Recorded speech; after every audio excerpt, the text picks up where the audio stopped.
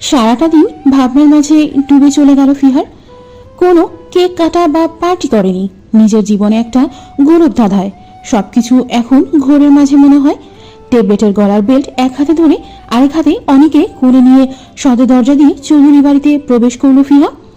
সোফায় আরাম করে পায়ের ওপর তুলে বসে আছে সাফান। ক্লান্ত শরীরে বাড়িতে ঢুকে সিঁড়ির দিকে পা বাড়ালো ফিহা। সাফানকে সে খেয়াল করেনি। হঠাৎ সাফানের গলা পেয়ে চোখ দুটো ছোট ছোট করে ওর দিকে তাকালো। শুভ পয়দা দিবস ফিহু, বান্দারনি শয়তাননি, জন্মদিনের অনেক অনেক শুভেচ্ছা। কথা না বাড়িয়ে ফিহা উপরে উঠে গেল। সাফান বেশ বুঝতে পেরেছে ফিহা ওর সাথে রাগ করে আছে, থাকাটাই স্বাভাবিক। এমন একটা দিনে সবাই চায় তার প্রিয় মানুষটার সাথে কাটাতে, কিন্তু সাফান আজ সারাদিন খুব ব্যস্ত ছিল, যার কারণে ফিহার জন্মদিনের কথা প্রায় ভুলতেই বসেছিল। হঠাৎ বেকারির সামনে দিয়ে আসতে গিয়ে কেক দেখে মনে পড়ে যায়, তাই দেরি না করে চৌধুরী বাড়ি চলে এলো। আসার সময় ফিহার খুব প্রিয় একটা জিনিস নিয়ে এসেছে, যেটা ওর প্যান্টের পকেটে আছে। মহারানী মনে হচ্ছে বেশ রেগে আছে আমার উপর। এখনই যেতে হবে, নয়তো আরও রাখবে। আজকে যে আমার কি হবে আল্লাহ জানে। আল্লাহ আমার পিঠ আজকে সাথে থাকবে না, পিঠে আজ বস্তা বেঁধে আসলে ভালো হতো। আল্লাহ, আমার মতো মাসুম একটা কিউট বাচ্চাকে ফিহার মারের হাত থেকে বাঁচিয়ে দাও। আল্লাহর নাম নিতে নিতে সিঁড়ি দিয়ে উপরে উঠল সাফান। ফিহা অনিয়াকে দোলনায় খেলনা দিয়ে বসিয়ে রেখে ফ্রেশ হতে চলে গেল। দরজা ঠেলে ভেতরে প্রবেশ করতেই ট্যাবলেট সাফানকে দেখে ঘেউ ঘেউ শুরু করলো। কিরে, তুই কি শুরু করলি? চুপ কর মেরি বাপ। তুই এভাবে চিৎকার চেঁচামেচি করলে সবাই আমাকে চোর ভেবে গণপিটুনি দিবে। দাঁড়া, তোকে আমি ঘুষি দিচ্ছি। সাফানের পকেট হাতিয়ে একটা ছোট বিস্কুটের প্যাকেট পেল। কি মনে করে জানি কিনেছিল, এখন কাজে লাগছে।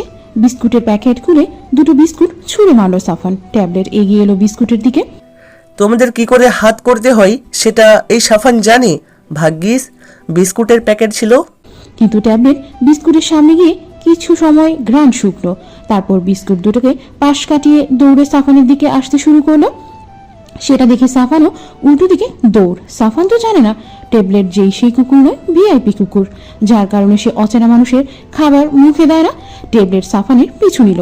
যদিও সাফান কুকুর ভয় পায় না, কিন্তু ট্যাবলেটকে ওর কেন জানি অনেক ভয় করে। ওর বিশ্বাস ট্যাবলেট ওকে কাছে পেলে কামড়ে দিবে। সারা বাড়ি দৌড়াচ্ছে সাফান, তার পেছন পেছন ট্যাবলেট ঘেউ ঘেউ করছে। বাপ, এবারের মতো ছেড়ে দে, এই কানে ধরছি, আর কখনো তোর সামনে আসবো না। এভাবে দৌড়ালে আমার শক্তি সব ফুরিয়ে যাবে। এবার তো থাম রে। ফিহু, কই তুই? এবারের মতো বইন, তোর কুত্তার থেকে আমাকে বাঁচা। কিন্তু ট্যাবলেট ওর কোনো কথায় গলছে না, হিংস্রভাবে ওর পেছনে ধাওয়া করেছে। আসলে সারাদিন ফিহার মন খারাপ ছিল, যার কারণে ট্যাবলেটের সাথে কোনো কথা বলেনি, যাতে করে ট্যাবলেটের মন ভীষণ খারাপ। এখন সাফানকে দেখে সে চোর ভেবেছে, তাই ওর পিছু নিয়ে সারাদিনে রাগ কমাবে। ফিহা, কোথায় তুই? আমাকে বাঁচা বোন, আমি আজকে শেষ। ট্যাবলেট আজ ওর সব দাঁত আমার উপর প্রয়োগ করবে, তারপর আমাকে বস্তা বস্তা ট্যাবলেট গিলতে হবে। ফিহু। ফ্রেশ হয়ে ফিহা তোয়ালে দিয়ে মুখ মুছতে মুছতে ওয়াশরুম থেকে বের হয়ে ড্রেসিং টেবিলের সামনে গিয়ে দাঁড়ালো। উনি এখনো খেলনা নিয়ে একা একা খেলছে। ফিহা ওর দিকে তাকিয়ে মুচকি হেসে তোয়ালেটা বেডে রাখলো। অনিয়ার কাছে গিয়ে ওর মাথায় হাত রাখলো। অনি ওর মাকে দেখে খুশি হয়ে হাত দুটো ফিহার দিকে বাড়িয়ে দিল। ফিহা অনিকে কোলে তুলে নিল। তখনই ওর কানে সাফানের চিৎকার ভেসে এলো। এরকম করে সারের মতো চিৎকার করছে কে? গলাটা সাফওয়ানের মতো লাগছে। ট্যাবলেট গেল কোথায়? এই রে, ট্যাবলেট আবার সাফওয়ানকে চোর ভেবে দৌড়ানি দিচ্ছে না তো? গিয়ে দেখে আসি তো। অনিয়াকে কোলে নিয়ে এক প্রকার তাড়াহুড়ো করে রুম থেকে বাইরে বেরিয়ে এলো। যা ভেবেছিলাম তাই হলো। ট্যাবলেট আজ সাফওয়ানকে আচ্ছা শিক্ষা দিয়ে দিবে। সাফানের কাণ্ড দেখে ফিহার হাসতে হাসতে গড়াগড়ি খাওয়ার জোগাড়। সারা ড্রয়িং রুমে চক্কর কাটছে সাফান। ওর পিছনে পিছনে ঘেউ ঘেউ করতে করতে দৌড়াচ্ছে ট্যাবলেট। ফিহাকে দেখে সাফান চিৎকার করে বলে উঠল, বোন আমারে বাঁচা, আমি আজকে শেষ, আর দৌড়াতে পারতেছি না। ওই জায়গায় দাঁড়িয়ে দাঁত না কিলিয়ে তোর এই কুত্তা সরা আমার পেছন থেকে। একদম ঠিক আছে, এইবার বসছে না? এটাই তোর শাস্তি, শয়তান একটা। ফিহু, ওকে সরা, আমাকে একটু পর হসপিটালে ভর্তি পাবি। ট্যাবলেট চলে আয়। ট্যাবলেট, ওর নাম সাফান, আমার বেস্ট ফ্রেন্ড। এই কথাটা পুরো ম্যাজিকের মতো কাজে লাগলো। ট্যাবলেট চুপচাপ সাফানের পিছু ছেড়ে ফিহার সাথে ঘেঁষে দাঁড়ালো। সাফান হাঁটুতে দুই হাত রেখে হাঁপাতে লাগলো। অবাক চোখে ট্যাবলেট ও ফিহার দিকে তাকিয়ে আছে সাফান। শালার কুত্তা, তোকে আমি দেখে নিব শালার শয়তান। আমি এতক্ষণ ধরে এত কিছু বললাম, তোর গায়ে লাগলো না, শুধু তোর পায়ে ধরার বাকি ছিল, তাও আমার উপর তোর দয়া হলো না। আর ফিহু, যে তোকে সরতে বললো সে সরে গেলি। তোকে শালা একদিনে একলা পেয়ে যেই আমি কি করি তুই দেখে নিস। আজকে আমাকে দিয়ে দৌড় প্রতিযোগিতা করালি না, তোকে দিয়ে সেদিন হয় কাবাডি খেলাবো, নয়তো তোকে ফুটবল বানাবো। সাফানের কথা শুনে ফিহা হাসি কিছুতেই থামাতে পারছে না। পেট ব্যথা হয়ে গেছে ওর। অনিয়াকে কোলে নিয়ে পেট ধরে সোফায় বসে পড়ল ফিহা। হাসো হাসো, বেশি করে হাসো। কারো পৌষ মাস, কারো সর্বনাশ। সত্যি আমি যদি তোর এই কুত্তাকে একদিন পাই তাহলে ওর খবর আছে। শালা, আমায় যে দৌড়ানি দিয়েছে তা আমি জীবনেও ভুলবো না। সাফান ভাই আমার, কেমন লাগলো আজ? তুই তো এখন মজা নিবি। আমার ইচ্ছে করছে এটাকে উল্টো করে চার পা ধরে বাইরে ছুড়ে ফেলে দিয়ে আসতে। ট্যাবলেট, কোনো বোন নেই তাই তুই ওর দুলাভাই হতে পারছিস না। থাকলে নিশ্চয়ই তোর মতো একটা শালের সাথে বিয়ে দিতাম। মানে কি বলছিস তুই? মানেটা খুব সিম্পল। তুই যেভাবে বারবার ট্যাবলেটকে শালা বলছিস, আমার তো মনে হচ্ছে ওর কোনো বোন থাকলে তাকে বিয়ে করে নিতি। তুই আবার আমাকে নিয়ে মজা করছিস? এক গ্লাস পানি দে ফিহু। আমি পারবো না, নিজেরটা নিজে করে খা। কেন? তোর সাথে আমি কথা বলবো না। তুই সারাদিন আমাকে একবার কল দিছিস? বোন, তোকে আমি সব বলেছি, এবার জলদি করে আমাকে এক গ্লাস পানি খাওয়া। আনতে পারি এক শর্তে। আবার কি সত্য? এমনিতেই তোর কুত্তার ধাওয়া খেয়ে আমার সব এনার্জি লস হয়ে গেছে, এবার তুই কোন শর্ত দিবি? তুই যে আমার হাল বেহাল করবি সেটা আমি ভালো করেই জানি। আচ্ছা তুই বক বক কর, আমি পানি এনে দিব না। ভেবে দেখ কোনটা করবি। বল কি শর্ত? এখন 100 বার কান ধরে উঠবোস করবি তুই। যদি রাজি হস তাহলে পানি এনে দিব, না হলে নিজেরটা নিজে নিয়ে আয়। হাতি ফাঁদে পড়লে চামচিকাও লাথি মারে।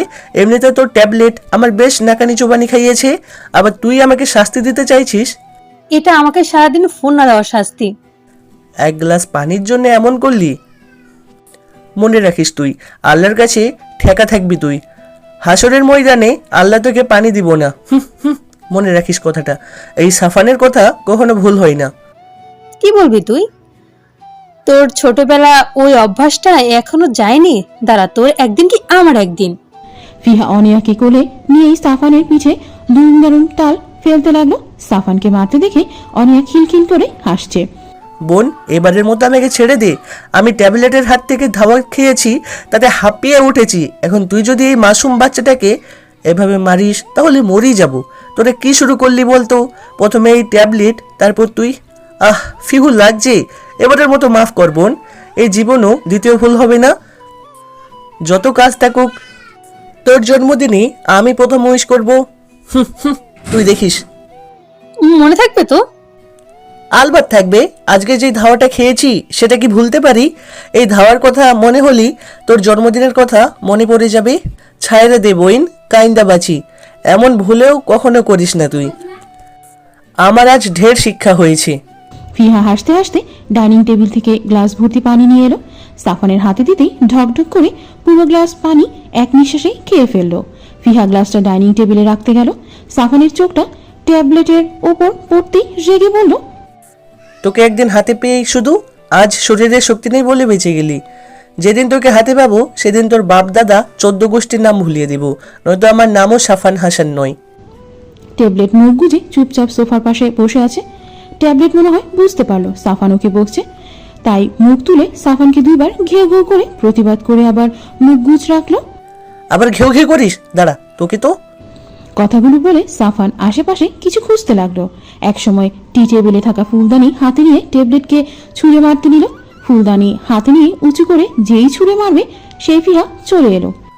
কই কিছু না তো, আমি তো ফুলদানিটা হাতে নিয়ে দেখছিলাম কি রকম দেখতে।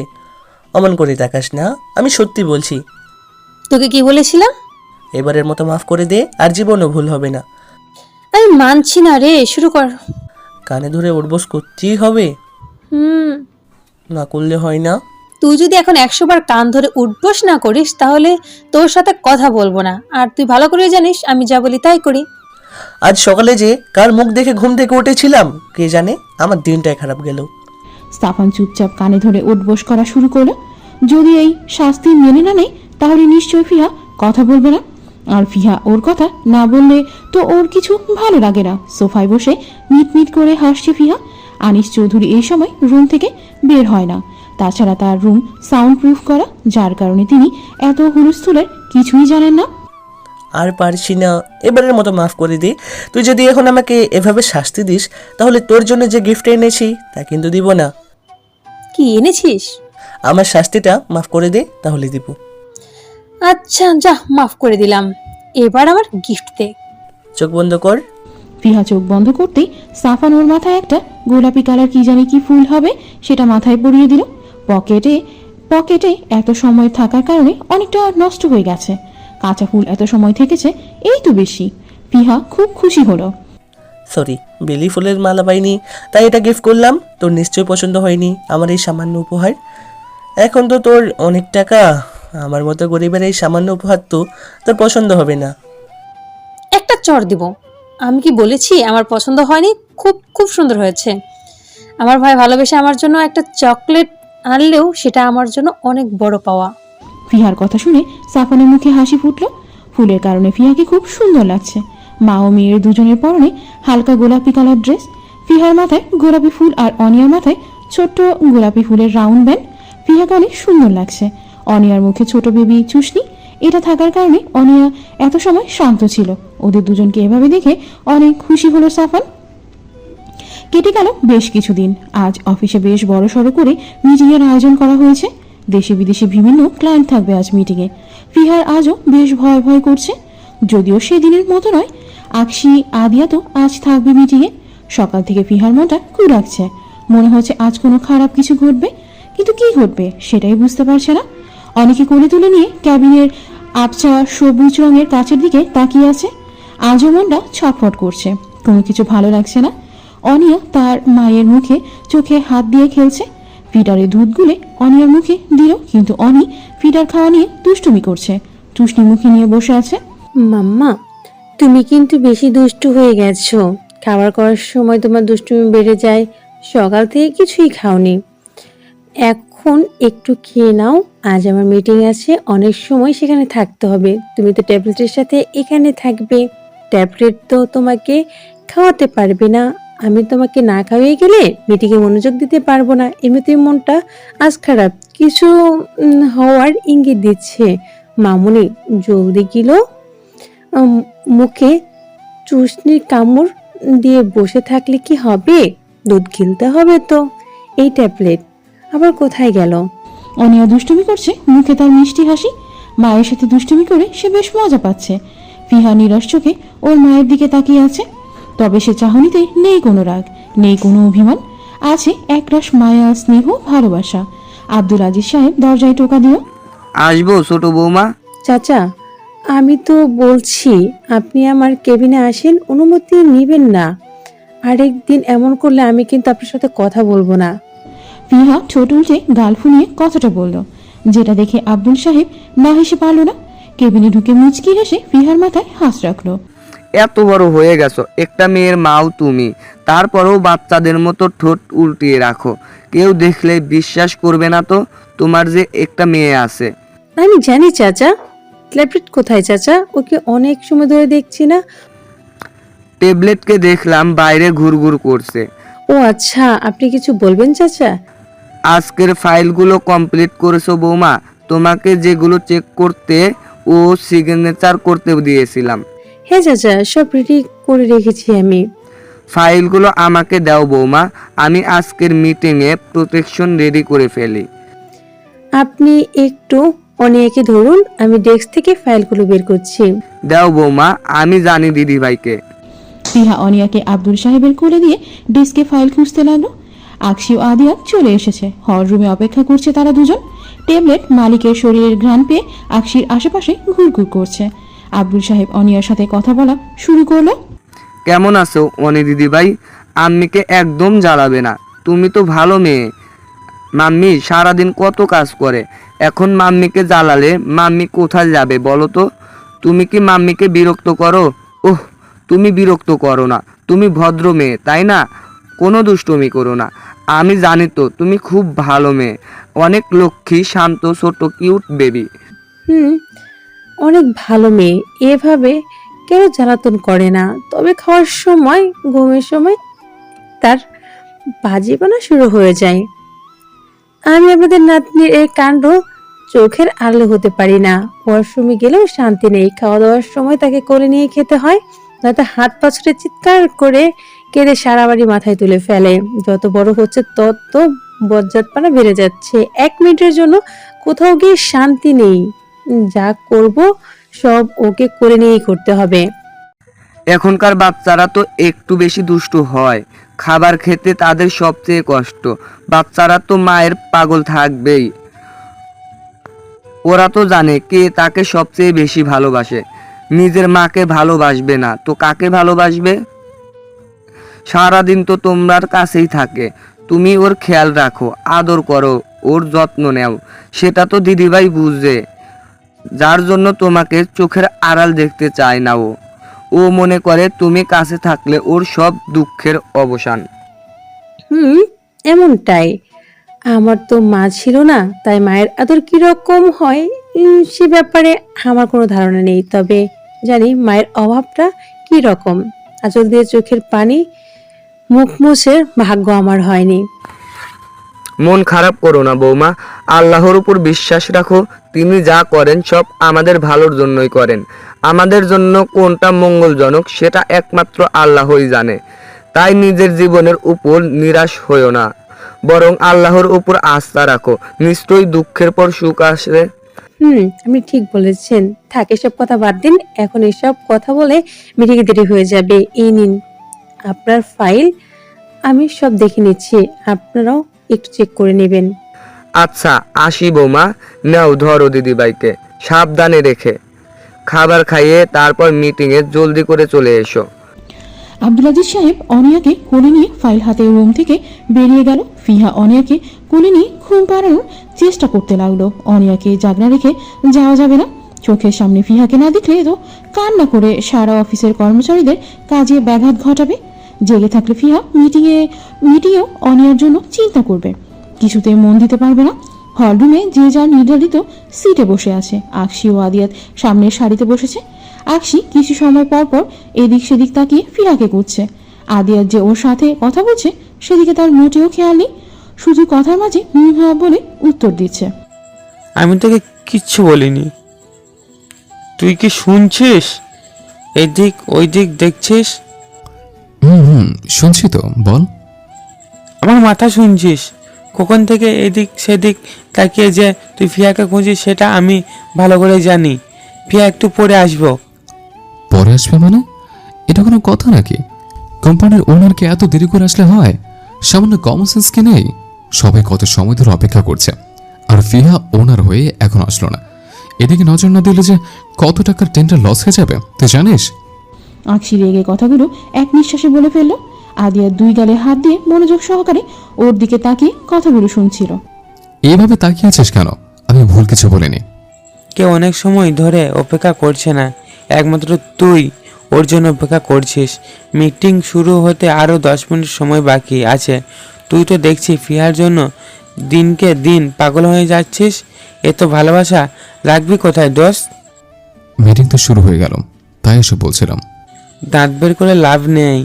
তুমি যে ফিয়ার ভালোবাসায় বুঁদ হয়ে আছো আমি তা ভালো করেই বুঝতে পেরেছি। মিটিং এখনো শুরু হলো না, এদিকে তুই কত শত কথা ভেবে ফেললি। কতদিন ধরে ওকে দেখিনি তুই জানিস? জানি। বেচারি তো তোর মতো হাওয়ায় লেগে ঘুরে বেড়ায় না, অনেক কাজ করতে হয় তার। তোর ভাতিজাকে সামলাতে গিয়ে হিমশিম খাই, তারপরেও অনিয়ার যত্নে কোনো ত্রুটি করে না। অফিস, সংসার, তোর বাবা, বাচ্চা, মিটিং, আজ এই ঝামেলা, কাল ওই ঝামেলা, এগুলো সামলিয়ে যে ফিহা বেঁচে আছে, ভালো আছে, তাতেই আলহামদুলিল্লাহ বল। আমার তো মনে হয় না তুই এসব একলা সামলাতে পারতি। ফিহা কাঁচা হতে সব দিকে সমান নজরে চালাচ্ছে। ভাই, নামাজ পড়ে দোয়া করিস, এমন একটা মেয়ে তোদের সব কিছু চালানোর জন্য পেয়েছিস। হয়েছে, আর জ্ঞান বিতরণ করতে হবে না। তুই না একটু আগে বাইরে গিয়েছিলে? ফিহা কেন আসছে না সেটা বল। নিশ্চয়ই ফিহার কেবিনে ওকে চুকে মেরেছিস। অবশ্য মারবি না কেন, তোর তো অভ্যাসই অন্য রুমে ওকে চুকে মারা। কি বললি তুই? আবার আমার মান সম্মান নিয়ে টানা দিস? ওই কার রুমে উকি ঝুঁকি মারতে দেখছিস তুই? বল, জলদি বলবি। যদি না বলতে পারছিস তাহলে তোকে এখন মেরে ছাদে শুকাতে দেব। উল্টোপাল্টা কথা বললে কি তোর পেটের ভাত হজম হয় না? কেন, তুই অরণ্যের রুমে ওকে চুকে মারিস না? সেবার যে তোকে হাতে নাতে ধরলাম, পা টিপে টিপে যে অরণ্য রুমে গিয়েছিলে সেটা বলে গেছিস? আর আমি অন্য আমার হব বউ, সে খবরে থেকে ওর সাথে আমার বিয়ে ঠিক হয়েছে আছে। ওর রুমে উকি ঝুঁকি মারলে তোর সমস্যা কি? বিয়ে ঠিক হয়ে আছে, বাট বিয়ে এখনো হয়নি। তাহলে তুই ওর রুমে উকি মারতে গিয়েছিলে কেন? এখন আমি বলবি, নয়তো তোর হবু বউকে গিয়ে বলবো তোর চরিত্রের দোষ আছে। রাতে বারে গিয়ে ড্রিঙ্কস করিস, তোর অনেক গার্লফ্রেন্ড আছে, ব্যাস তোর বিয়ে ক্যান্সেল। এগুলো তো ডাহা মিথ্যা কথা। সেটা তুই আর আমি জানি, কিন্তু দিনা তো নয়। সো চুপ হয়ে যা মেরে দোস্ত। ব্যাপারটা কিন্তু ভালো হবে না আকশি। কেন রে, এখন চলে কেন? আমারও সেম এমনই লাগে যখন তুই ফিয়াকে নিয়ে বলিস। তুই বেটা সুবিধাবাদী, তোর কপালে শনি আছে। সময় সব সময় সবার এক যায় না। আমারও সময় আসবে, তখন দেখবি কত ধানে কত চাল। যত ধান থাকবে ততই চাল হবে। তোর এসব নিয়ে চিন্তা না করলে চলবে। তুই শুধু অনন্যাকে নিয়ে ভাবতে থাক, নয়তো তোর হবু বউ কিছুদিন পর অন্য কারো বউ হয়ে যাবে। আদিয়াত চুপ হয়ে গেল। অনন্যা আদিয়াতের খালাতো বোন। ছোটবেলা থেকে ওদের দুজনের বিয়ে ঠিক করে রেখেছে ওদের দুই পরিবার। অবশ্য অনন্যা আদিয়াত দুজন দুজনকে ভীষণ ভালোবাসে। ট্যাবলেট বেশ কয়েকবার আকশির আশেপাশে ঘুরে গেছে। যে আকশি ওর মাথায় হাত বুলিয়ে দিল, অমনি খুশি মনে ফিহার কাছে চলে গেল। অন্যদিকে ফিহা বেশ কষ্টে অনিয়াকে ঘুম পাড়ালো। ঘুমের ঘোরে অনিয়া শক্ত করে তার মাকে ধরে রেখেছে। অনিয়াকে নিজের থেকে ছাড়িয়ে দোলনায় শুইয়ে দিল ফিহা। কি ভেবে জানি আবার অনিকে দোলনা থেকে উল্টে করে তুলে নিল, নিজের সাথে শক্ত করে ধরে রাখলো বেশ কিছুক্ষণ। মিটিং শুরু হয়ে গেছে আরো 20 মিনিট আগে। এক এক করে সব ক্লায়েন্ট বক্তব্য রাখছে। আদিয়াত মনোযোগ সহকারে গুরুত্বপূর্ণ ইনফরমেশনগুলো টুকে নিচ্ছে। আকশি মহাশয়ের কথা কি বলবে? তিনি তো কিছু সময় পর পর আর চোখে ফিহাকে দেখতেই ব্যস্ত। ফিহার মনটা আনচান করছে অনিয়ার জন্য। কেন জানি বারবার মনে হচ্ছে অনিয়ার কোনো বিপদ হবে। কথায় আছে না, মায়ের মন সবার আগে বিপদ সংকেত পায়। সন্তানের বিপদের ইঙ্গিত মায়ের মনে ঘন্টা বাজায়। ফিহা হয়তো অনিয়াকে জন্ম দেয়নি, কিন্তু এতদিন লালন পালন করে তো ওর প্রতি দুর্বল হয়ে গেছে। আল্লাহ হয়তো এই কারণের সাথে ফিহার মনের কানেকশন জুড়ে দিয়েছে। আকশি বেশ কিছু সময় ধরে খেয়াল করছে ফিহা মিটিংয়ে মনোযোগী নয়, খুব মনোযোগ দিয়ে কিছু একটা ভাবছে। আজ ফিয়ার কি হলো? অন্যান্য সময় তো ওকে বেশ গম্ভীর দেখায়, কিন্তু আজ মনে হচ্ছে কিছু একটা নিয়ে অনেক চিন্তিত। কি ভাবছে এত? হাব ভাব ভালো তো ঠেকছে না। আমি যতটুকু জেনেছি, ফিহা সামান্য ব্যাপার নিয়ে কখনো চিন্তা করে না। মেয়েটা নাকি বেশ স্ট্রং, ভেতরে ভেতরে ভয় পেলেও কখনো মুখে তা বুঝতে দেয় না। কিন্তু আজ কি হলো? আমি ফিয়াকে এভাবে নিতে পারছি না। ফিয়া কি আমাদের ব্যক্তিগত কোনো কারণ নিয়ে টেনশনে আছে? না, আমাকে জানতেই হবে। ফিহা একদিনে শূন্য দৃষ্টিতে তাকিয়ে আছে। অনেকে ঘুম পাড়িয়ে রেখেছে, ট্যাবলেট পাহারা দিচ্ছে, তারপরে মনটা কুড়েকেই যাচ্ছে। কোনো কিছুতে শান্তি মিলছে না। আমার অনেকেই নিয়ে ভয় কেন হচ্ছে? আমার মনে হচ্ছে আমার মেয়ে নিশ্চয়ই কোনো ক্ষতি হবে। ট্যাবলেট তো ওর পাশে আছে, তারপরে কেন এত ভয় করছে আমার? কিছু সময় পরপর বুকের ভেতর ধক করে উঠছে। একটা শব্দ হলে মনে হচ্ছে আমার অনিয়ার সাথে খারাপ কিছু হচ্ছে। কোথাও আগে তো এরকম কখনো হয়নি। অস্থির অস্থির লাগছে ভেতরটা। আল্লাহ, তুমি আমার মেয়েটাকে দেখো। অনি আমার কাছে চৌধুরী বাড়ির আমানত, তাছাড়া আমি নিজের মেয়ে। হ্যাঁ, সে যাই বলুক, আমি কারো কথা শুনবো না। উনি আমার মেয়ে, ওর কিছু হলে আমি নিজেকে মাফ করতে পারবো না। বাবা আমাকে বিশ্বাস করে ওর দায়িত্ব দিয়েছে, আমি যদি সেটা পালন করতে না পারি তাহলে নিজেকে শেষ করা ছাড়া আর কোনো উপায় থাকবে না। আল্লাহ, যত কষ্ট দেওয়ার, যত বিপদ দেওয়ার আমাকে দিও, কিন্তু তোমার কাছে আমার আর্জি, দয়া করে আমার হনির কোনো ক্ষতি তুমি হতে দিও না। ফিহার চোখে কোণে পানি চিকচিক করছে। এই মনে হয় টুপ করে পড়ে যাবে। পৃথিবীর সব মা এমনই হয়, নিজের চাইতে বেশি সন্তানের জন্য ভাবে। তাই তো আল্লাহর পর মাকে সম্মান করতে বলা হয়েছে। মায়ের দোয়া আল্লাহ অবশ্যই কবুল করবে। মায়ের পদতলে সন্তানের বেহেশত, কিন্তু কোনো মা তার সন্তানকে পায়ের নিচে কখনোই রাখে না। শত হাজার কষ্টের মধ্যেও নিজের বুকে পরম যত্নে সন্তানকে আগলে রাখে। নিজের জীবন যাই হোক, কিন্তু সন্তানের কিছু হতে সে দিবে না। এর জন্যই তো মায়েরা পৃথিবীর সবচেয়ে আপনজন। সবার উপরে আমাদের মা, তার উপরে কাউকে মর্যাদা দেয়নি আল্লাহ। ভালোবাসি তোমাকে মা, তোমার মতো আর কেউ আমাদের জন্য এত ভাবে না, এত ভালোবাসা দিয়ে বুকে আগলে রাখে না। এই জন্যই আল্লাহ এত মর্যাদা দিয়েছে মাকে। একজন মা সন্তানের জন্য যতটা কষ্ট স্বীকার করে তা আর কেউ কখনো করেনি, করবেও না। আদি, এই আদি, এই আদি বাচ্চাদের কাঁদি। কি হয়েছে, তো ডাকছিস কেন? দেখছিস না মিটিং চলছে? এখন কথা বলে মান সম্মানের মাথা খাস না। যদি তারা বুঝতে পারে আমরা কথা বলছি তাহলে রুম থেকে বের করে দিবে। কত বড় পোস্টমিটেন্টে এটা ভাবছে, এই বয়সে এসব মানা যায়? তোর বক্তৃতা বন্ধ করবি? নিজের যে এক লাইনের বোতলে পুরো রচনা শুনে দিচ্ছিস। সে বেলা কিছু হয় না, আর আমি সামান্য ডাক দিয়েছি তাতে এত কিছু হয়ে গেল। শালা হারামি শয়তান। গালি না দিয়ে কি জন্য ডাকছিস সেটা বল। ফিহার মনটা মনে হচ্ছে অনেক খারাপ। তো আমি কি করব? তোর বউ মন খারাপ করে আছে, সেটা ঠিক করার দায়িত্ব তোর, আমার নয়। আপাতত মন খারাপের কথা ছাড়, মিটিংয়ে মনোযোগ দে। একটা গুরুত্বপূর্ণ টপিকে কথা হচ্ছে, তোদের বিজনেসের জন্য অনেক দরকারি। তোর মিটিংয়ের পেঁচাল বন্ধ কর। আমার এখন ফিহার জন্য চিন্তা হচ্ছে।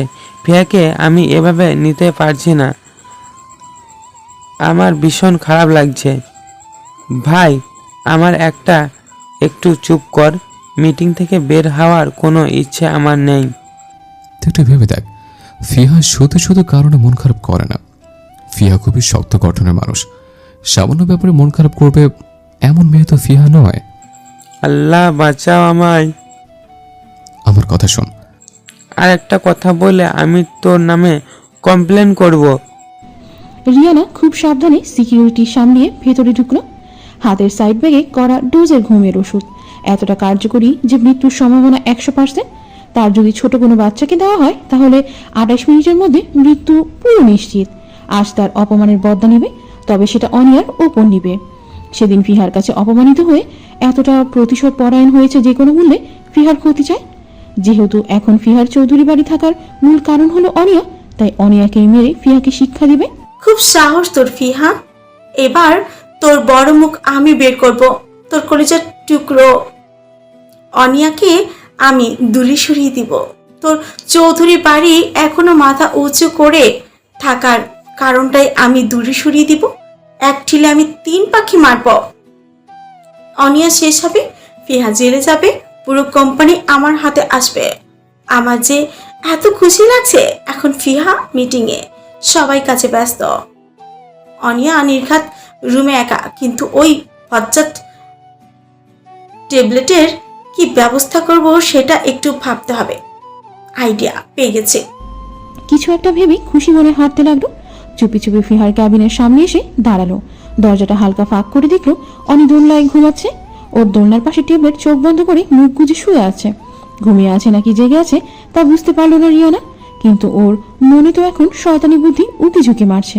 কেবিনের বাইরে দাঁড়িয়ে রিয়ানা বিকট একটা শব্দ করলো। কি হয়েছে তা দেখার জন্য ট্যাবলেট এক দৌড়ে বাইরে চলে এলো।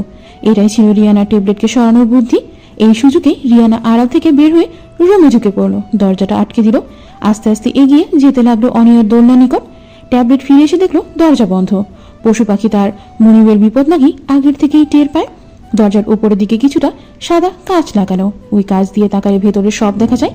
কিন্তু এত উপরে ট্যাবলেট দেখবে কি করে? আশেপাশে কিছু একটা খুঁজতে থাকে, একসময় পেয়েও যায়। দরজার থেকে কিছুটা দূরে একটা হালকা পাতলা ছোট টুল দেখতে পায়। ট্যাবলেট সেটাকে মাথা দিয়ে ধাক্কাতে ধাক্কাতে দরজার সামনে নিয়ে আসে। তারপর সেটাই উঠে সাদা কাঁচটার দিকে উকি দেয়। ততক্ষণে রিয়ানা অনির ফিরারে দুধ গুলে ঘুমের ওষুধ মিশিয়ে ফেলেছে। বাঁকা হেসে অনির দিকে এগোতে থাকে। আর কিছু সময় পর সব শেষ হয়ে যাবে। ঘুমিয়ে নাও ছোট্ট মামনি।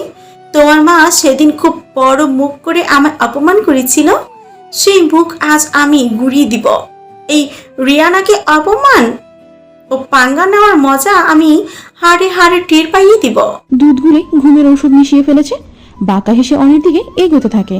এক পা করে এগোচ্ছে রিয়ানা, মুখে তার বিশ্ব জয় করা হাসি। টেবিলের দরজার বাইরে থেকে ঘেউ ঘেউ করছে।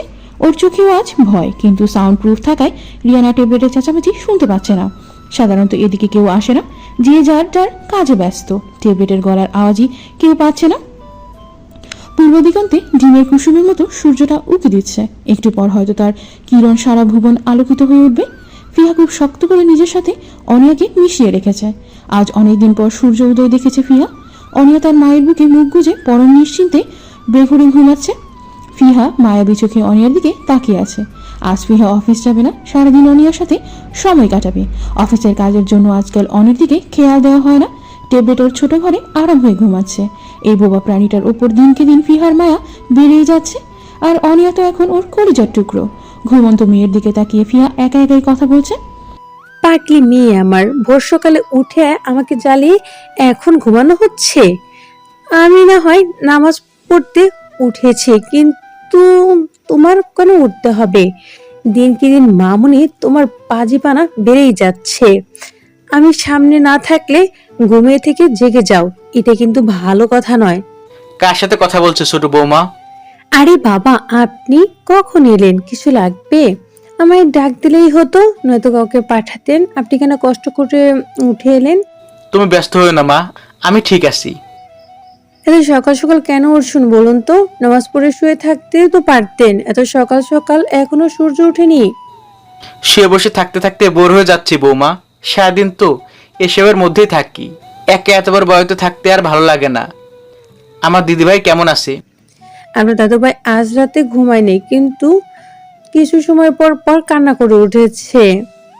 আজানের আগে একটু চোখ লাগছিল, কিন্তু আমি নামাজ পড়তে ওঠার সাথে সাথে জেগে গেছে।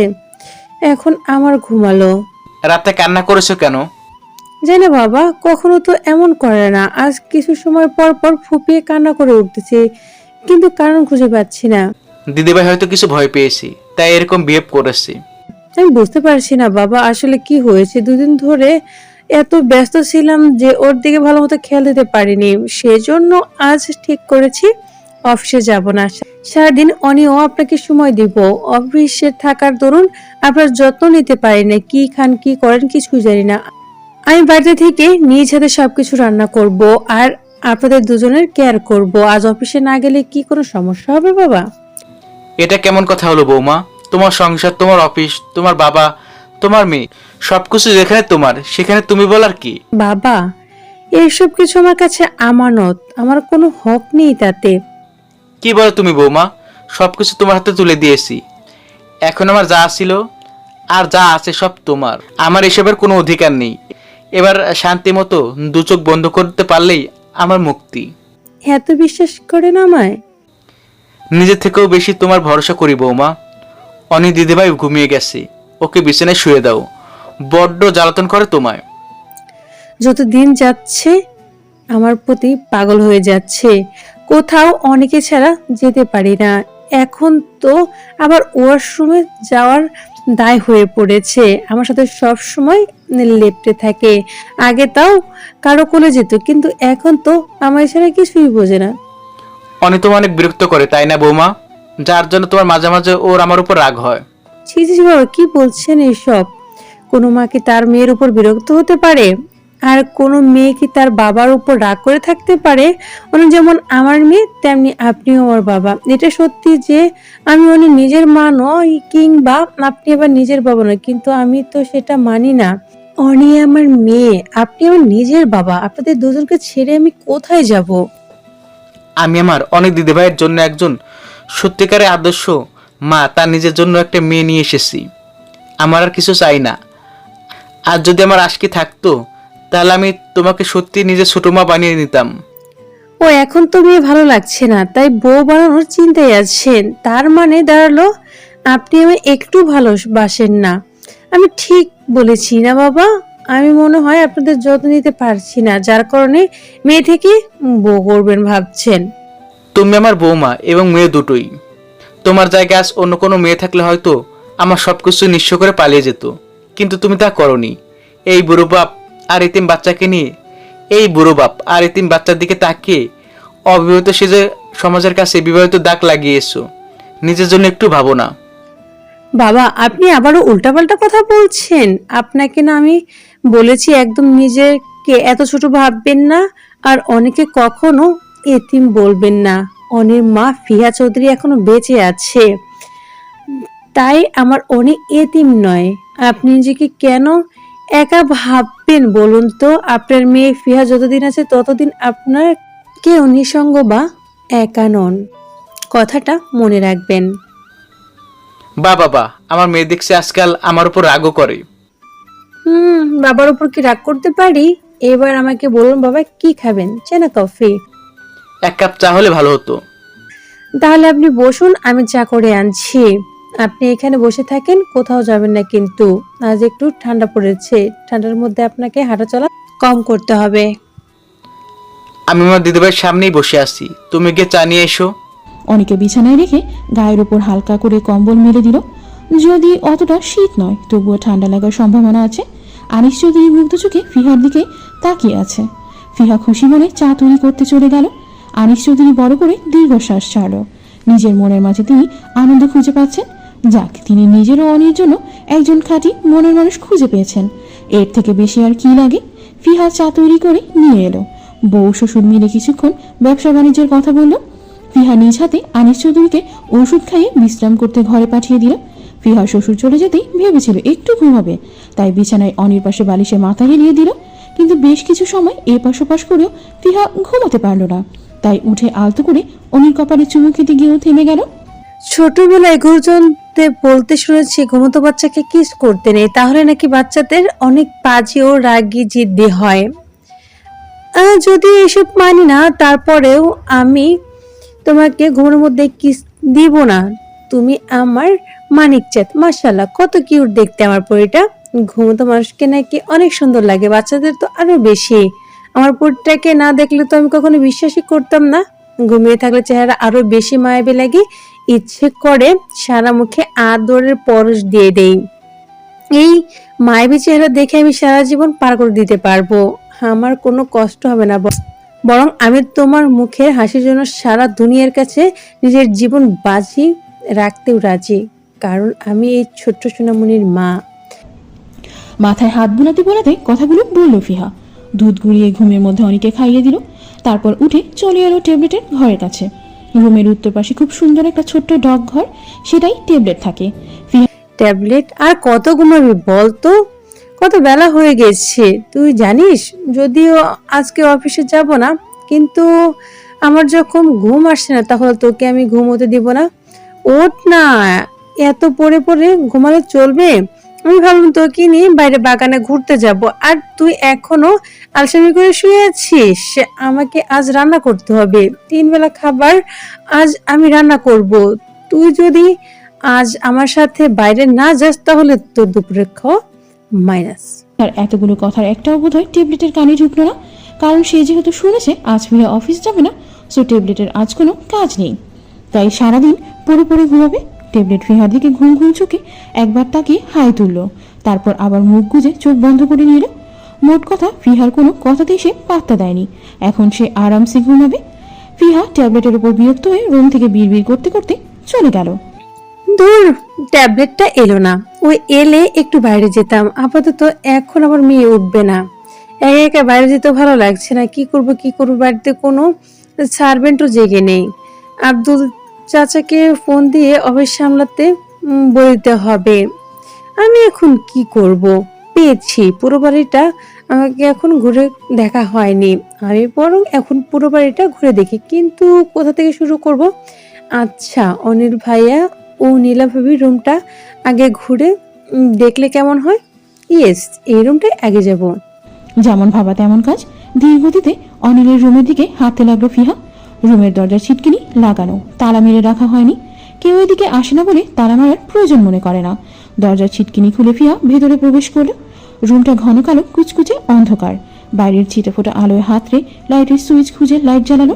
বহুদিন ব্যবহার না করায় রুমে একটা গুমন গন্ধ পাওয়া যাচ্ছে, তবে পুরো রুম সাজানো গোছানো। দেখে মনেই হয় না রুমে কেউ থাকে না। পুরো রুমে চোখ বোলাতে বোলাতে একটা ছবির কাছে এসে চোখ আটকে গেল। ধীর পায়ে সেই ছবির সামনে এসে দাঁড়ালো ফিহা। দেয়ালে টাঙানো বিশাল বড় একটা ফ্রেম, সেখানে অনিল, লিয়া ও অনিয়া আছে। লিয়াকে এই প্রথম দেখলো ফিহা। অসম্ভব সুন্দরী, চোখের মণি দুটো ধূসর রঙের। ছবিতে লিয়া ঘুমন্ত অনিয়াকে কোলে নিয়ে আছে। অনিয়া তখন খুব ছোট। লিয়া 2 হাতে জাপটে ধরে রেখেছে অনিকে, আর অনিল লিয়াকে এক হাতে জড়িয়ে ধরেছে। লিয়ার মাথার সাথে হালকা করে নিজের মাথা হেলিয়ে রেখেছে। দুজনের পরনে হালকা আকাশি কালার ড্রেস। ফিহার কাছে ছবিটা পৃথিবীর বেস্ট ছবি মনে হলো, কারণ এখানে একটা ছোট্ট পরিবার আছে, বাবা, মা এবং তাদের ছোট সোনামণি। এর থেকে ভালো ছবি আর কি হতে পারে? তবে আফসোস, তারা সারা জীবন এভাবে থাকতে পারল না। সন্ধ্যার আবছা আলো চারদিকে ছড়িয়ে পড়েছে, যদিও সন্ধ্যা হতে এখনো ঢের বাকি। অগ্রহায়ণ মাসের শেষ দিকে শীত তার প্রভাব ফেলতে শুরু করেছে। হালকা কুয়াশার চাদরে ঢেকে গেছে আশপাশ, যার কারণে মনে হচ্ছে সন্ধ্যা হয়ে গেছে। ফিহা অনিয়াকে কোলে তুলে নিয়ে বারান্দায় দাঁড়িয়ে কফি খাচ্ছে। অনি মুখে থাকা চুষ্টি দিয়ে খেলা করছে। ট্যাবলেট আনিস চৌধুরীর সাথে আছে আজ সারাটা দিন শ্বশুর ও মেয়ের সাথে সময় কাটিয়ে মনটা অনেক ফুরফুরে লাগছে ফিহার। আজ তো মনটা শান্ত আছে, কিন্তু গতকাল কিরকম ছটফট করেছিল। কাল রিয়ানা আমার কেবিনে কি করছিল? হঠাৎ করে ওর আগমন আমার ঠিক মনে হলো না। কিছু তো একটা ঘাবলা ছিল। আমার মন বলছে রিয়ানা আমার মেয়ের ক্ষতি করতে এসেছিল। মেয়েটাকে আমি অপমান করেছিলাম, এত সহজে আমাকে ছেড়ে দিবে বলে মনে হয় না। নিশ্চয়ই এর বদলা ও নিয়েই ছাড়বে। আমাকে আরো সাবধান হতে হবে। আমি থাকতে আমার মেয়ের কোনো ক্ষতি হতে দিব না। চিন্তা করো না মামুনি, তোমার মা থাকতে কেউ তোমার ক্ষতি তো দূরের কথা, তোমার চুলেও স্পর্শ করতে পারবে না। ফ্ল্যাশব্যাক। ট্যাবলেট যখন দেখলো রিয়ানা ফিডারে থাকা দুধের সাথে কিছু একটা গোলালো, তখন এক মুহূর্ত দেরি না করে ছুট লাগালো হলরুমের দিকে। হলরুমে মিটিং শুরু করার প্রস্তুতি সম্পন্ন করে এখন সবাই বক্তব্য দেওয়ার প্রস্তুতি চলছে। এখন আমাদের মাঝে বক্তব্য রাখবে আমাদের কোম্পানির নতুন ওনার মিসেস চৌধুরী। ছোট বৌমা, এর তুমি কিছু বলো। জি চাচা, কোম্পানি যেহেতু আমার, তাই আমাকে তো অবশ্যই কিছু বলতে হবে। সবাই প্রথমে আমি সালাম জানাই। আসসালামু আলাইকুম, আশা করি সবাই ভালো আছেন। আজকে আমাদের বক্তব্য হলো খুবই গুরুত্বপূর্ণ একটা বিষয় নিয়ে, আর সেটা নিশ্চয়ই সবাই জানেন। তারপরেও আমি পরের কথাগুলো বলার আগেই ট্যাবলেট ছুটে হলরুমে চলে এলো। সেই দিক পাশ না তাকিয়ে ফিহা শাড়িরা চলে মুখ দিয়ে দরজার দিকে টানতে লাগলো। ট্যাবলেটের এরকম কাণ্ড দেখে উপস্থিত সবাই অবাক হয়ে গেল। একজন ক্লায়েন্ট তো বলেই ফেলল, কি এসব মিসেস চৌধুরী? এখানে একটা গুরুত্বপূর্ণ মিটিং চলছে, আর এখানে কোথা থেকে এই কুকুরটা চলে এলো? মিটিংয়ের মধ্যে এসব এলাও না, আপনি জানেন না মিস চৌধুরী? আমিও তো বুঝতে পারছি না। কি হয়েছে ট্যাবলেট? তুই শাড়ির আঁচল টানছিস কেন? কি হয়েছে বল আমায়। ট্যাবলেটের চোখে পানি টলমল করছে। সে বারবার ফিহাকে আঁচল টেনে দরজার দিকে নিয়ে যেতে চাচ্ছে, কিন্তু ফিহা বুঝতে পারছে না। কয়েকজন বিরক্ত হয়ে ফিহাকে বলল, দেখুন মিস চৌধুরী, আমরা একটা গুরুত্বপূর্ণ টপিক নিয়ে কথা বলছি।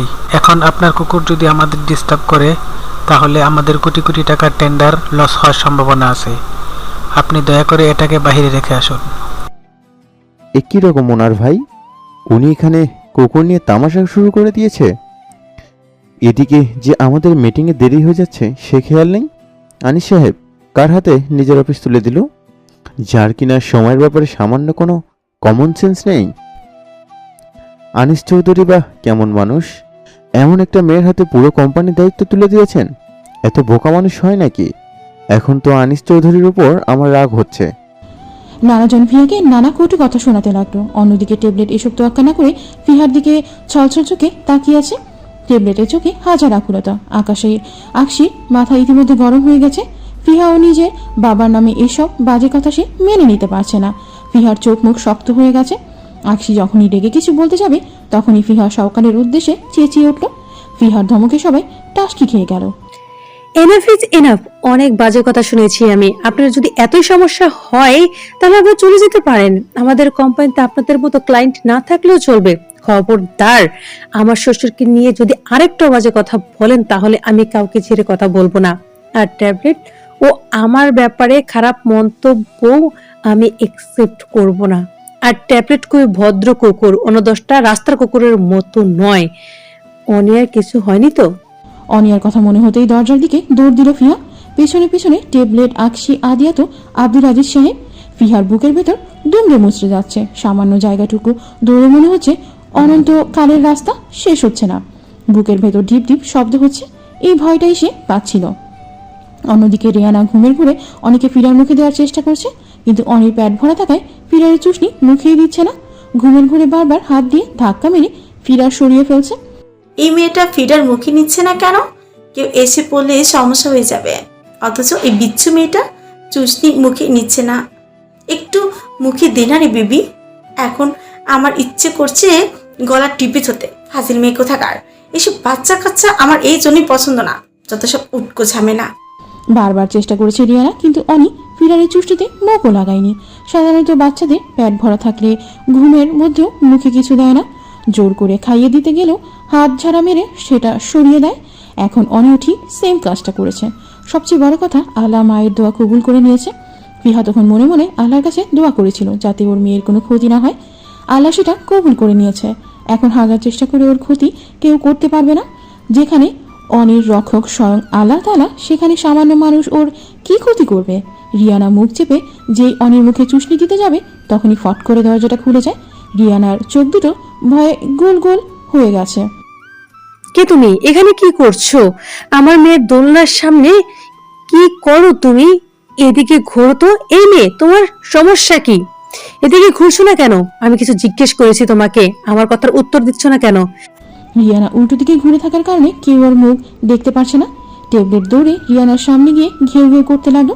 রিয়ানা ভয়ে আতঙ্কে এদিক সেদিক তাকাতে লাগলো। হাতে থাকা ফিডারটা কি করবে সেই চিন্তায় ব্যস্ত হয়ে গেল। এখন কি করব আমি? ফিডারটা কোথায় ফেলবো? আমার টেনশনে হাত পা ঘামছে। এখন ধরা পড়ে গেলে আমি শেষ। কি করি? ইউরেকা, পেয়ে গেছি। এই মেয়ে, কে তুমি? আমাদের অনি দিদিভাইয়ের সামনে কি করো? ওর কোনো ক্ষতি করতে আসনি তো? তোমাকে তো সুবিধার মনে হচ্ছে না। সিকিউরিটি, এই গার্ডগুলো কোথায় গেল? অজানা মানুষ আমার কেবিনে কি করে ঢুকলো? বৌমা, তুমি ব্যস্ত হইও না, আমি দেখছি ব্যাপারটা। এই সিকিউরিটি, কোথায় গেলে? কাজের সময় একটাকেও পাওয়া যায় না? সবাইকে অফিসে এসে ঘাস কাটো নাকি? ওদের কথার ফাঁকে রিয়ানা হাতে থাকা ফিডারটাকে দোলনার নিচে ফেলে দিল। তারপর পা দিয়ে ছেড়ে ফিডারটা দোলনার কোণার দিকে পাঠিয়ে দিল। এখন দুই হাতে আঙুল মোচড়াতে লাগলো রিয়ানা। আব্দুল আজিজ সাহেব বাইরে চলে গেল সিকিউরিটি রাখতে। ধরা তো পড়ে গেলাম। এবার কি বলবো? এই মেয়ে যা ডেঞ্জারাস, আমাকে কি করে। ধুর, ভালো লাগে না। যত দোষ ওই কুকুরটার। এটাকে একদিন পেলে আমি নিশ্চয়ই বিষ খেয়ে মেরে ফেলবো। শয়তান কুকুর। ফিহা এগিয়ে এসে রিয়ানার কাঁধে হাত রেখে জোরে সামনের দিকে ঘোরালো, কিন্তু রিয়ানার মুখ নিচু করে রাখায় সামনের কাটা চুলগুলো দিয়ে মুখ ঢেকে আছে। ফিহা রিয়ানাকে না দেখেই বলল, কান দিয়ে কি বাতাস ঢুকে না? আমি কখন থেকে বলছি আমার দিকে তাকাতে। চুলগুলো সরাও। তোমার সাহস হলো কি করে এখানে আসার? কোন শস্য তুমি আমার কেবিনে ঢুকছো? ড্যামিট, উত্তর দিচ্ছ না কেন? এই মেয়ে, তোমার সাহস তো কত বড় নয়। এ তো সিকিউরিটি গার্ড থাকতেও তুমি অনুমতি না নিয়ে ভিতরে ঢুকছো। এখন মুখের ভাষা কোথায় হারিয়ে গেছে? মাথা নিচু করে রেখেছো কেন? মুখ তো হলো কিছু নিশ্চয়। এখানে বাচ্চাটা কোনো ক্ষতি করতে আসেনি তো? আশ্চর্য, কারো ব্যাপারে না জেনে এতগুলো কথা বলে ফেলেন। মিস রিয়ানা, আপনি? আমি কি আসতে পারি না? আকশি ও আদিয়াত ভ্রু কুচকে রিয়ানার দিকে তাকিয়ে আছে। অবশ্য রিয়ানা ওদের ছদ্মবেশে থাকায় চিনেনি। আদিয়াত আকশির কানের সামনে মুখ নিয়ে নিচু স্বরে বলল, বলতো দোষ, এই বিয়ানা চেরুর এখানে কি করে? এই মেয়ে মোটো সুবিধার নয়, যেখানে যায় সেখানে কোনো না কোনো ভেজাল করে থাকে। আপনি এখানে কি করছেন? ইউ কি ভাবো তুমি নিজেকে? দেশের প্রেসিডেন্ট নাকি? আমার যখন ইচ্ছা হবে তখনই এই অফিসে আসতে পারবো। কেন এসেছি তার কৈফিয়ত তোমাকে দিব নাকি? এটা আমার আকশির অফিস। তাছাড়া আমার বাবার বন্ধুর অফিসে আমি যখন খুশি আসবো। তোমার অনুমতি নেব নাকি? আগে আপনার বাবার বন্ধুর অফিস ছিল, কিন্তু এখন আমার। তাই এই অফিসে আসতে, এখন আমার কেবিনে ঢুকতে হলে অবশ্যই আমার অনুমতি নিতে হবে আপনাকে। Just shut up you rascal. তোমার মতো একটা থার্ড ক্লাস মেয়ের থেকে রিয়ানা অনুমতি নেবে? কি ভাবো তুমি নিজেকে? দুই কদম এগিয়ে রিয়ানা হাত তুললো ফিহাকে চর মারার জন্য। ফিহা চোখ বন্ধ করে ফেললো, কিন্তু চর মারার শব্দ পেল না। ফিহা পিট পিট করে চোখ খুলে দেখলো ওর পেছন থেকে একটা হাত এসে রিয়ানার হাতটাকে মুচড়ে ধরে রেখেছে। ফিহাকে থাপ্পড়ের হাত থেকে বাঁচানোর মালিকটাকে সেটা তো আমরা সবাই জানি, আমাদের নায়ক আকশি। তোমার সাহস কি করে হয় আমার হাত ধরার? রিয়ানার হাত ধরে অনেক ভুল করলে তুমি। তোমাদের সবাইকে আমি ডেকে নিব, আমি কাউকে ছাড়বো না। রেগে গজগজ করতে করতে রিয়ানা বেরিয়ে গেল। যদিও কৃত্রিম রাগ দেখে সে এবার বেঁচে গেল। বাইরে এসে একটা শয়তানি হাসি দিল রিয়ানা, কারণ এতক্ষণ মিথ্যা রাগের ভান করে সে বেঁচে গেছে। মুচকি হাসতে হাসতে অফিস থেকে বেরিয়ে গেল, কিন্তু দোলনার নিচে দুধের ফিডারের কথা তিনি একেবারে ভুলে গেছে, যেটা তার জন্য অনেক বড় বিপদ নিয়ে আসবে। থ্যাঙ্কস বাঁচানোর জন্য। This is my business. আমার বউয়ের গায়ে কেউ হাত তুলবে আর তাকে আমি ছেড়ে দেবো নাকি? হোয়াট? কিছু বললেন নাকি? কিছু না, কিছু না। কি হলো বৌমা? রিয়ানাকে দেখলাম কেবিন থেকে বেরিয়ে যেতে। কিছু হয়নি চাচা, চলুন মিটিংয়ে ফিরে যেতে হবে। ট্যাবলেট কি খুঁজছিস তুই? অনেক সময় ধরে ট্যাবলেট নাক দিয়ে কিছু একটা শুকছে। সারা রুমে কি জানি খুঁজছে, কিন্তু সে খুঁজে পাচ্ছে না। সবাই বেরিয়ে গেল। কিছু দূর গিয়ে ফিহা থেমে গেল। কি হলো মিসেস চৌধুরী? আপনি থেমে গেলেন কেন? মিটিংয়ে দেরি হয়ে যাচ্ছে, চলো বৌমা। আমরা যেতে থাকেন, আমি আসছি। কথাটা বলে ফিহা উল্টো দিকে দৌড় দিয়ে নিজের ক্যাবিনে ঢুকে গেল। অনির দোলনার সামনে গিয়ে ওর দিকে কিছু সময় তাকিয়ে রইল। তারপর হুট করে কোলে তুলে নিয়ে টেবলেটকে ডাকতে লাগলো। রিয়া নিশ্চয়ই আমার কলিজার টুকরোর অনেক ক্ষতি করতেই এসেছিল।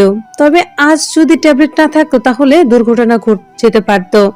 কোনো প্রমাণ না থাকায় আমি কিছু বলতেও পারলাম না। টেবলেট, চল আমার সাথে। আজকের মিটিংয়ে তুইও অনিয়া আমার সাথেই থাকবি। আজ থেকে তোরা দুজন আমার সাথে অল টাইম থাকবি। অনিয়াকে আমি আর এক মুহূর্তের জন্য আমার চোখের আড়াল করব না। ফিহা ঘুমন্ত অনিয়াকে করে তুলে এবং টেবলেটকে সাথে নিয়ে হলরুমের দিকে হাঁটতে লাগলো। বৌমা, দিদিভাই ওর ট্যাবলেটকে নিয়ে কোথায় যাচ্ছ তুমি? আমি ওদের নিয়ে মিটিং করব। আমি আর কখনো 1 মিনিটের জন্য আমার মেয়েকে চোরের আড়াল করব না। আমার বিশ্বাস, আর যদি ঠিক সময় না পৌঁছাতাম তাহলে অনেক নিশ্চয়ই কোনো ক্ষতি হয়ে যেত। আমি মা হয়ে আমার মেয়ের কোনো ক্ষতি একসেপ্ট করতে পারবো না। কিন্তু ক্লায়েন্টটা তো বাজে মন্তব্য করবে। কে কি বললো আই ডোন্ট কেয়ার। আমি আমার কাজ করে যাব। আমি নিশ্চয়ই আমার সন্তানের অমঙ্গল মেনে নিব না। কিন্তু আপনার তো কষ্ট হবে। আমার মেয়ে আমার সাথে থাকবে, কোনো কষ্ট হবে না, বরং আমি খুশি মনে কাজ করতে পারবো। কিন্তু আমার মেয়ে আলাদা থাকলে আমি মনে অশান্তি বেড়েই যাবে, যাতে করে আমি কোনো কাজে মনোযোগ দিতে পারবো না। আর আমার মেয়ে যথেষ্ট ভদ্র ও শান্ত, আমাকে ছাড়া অন্য কাউকে বিরক্ত করবে না। তাই আপনারা নিশ্চিন্তে থাকতে পারেন। ফিহার কথা শুনে আব্দুল সাহেব, আকশি ও আদিয়াত মুগ্ধ চোখে ফিহার দিকে তাকিয়ে আছে।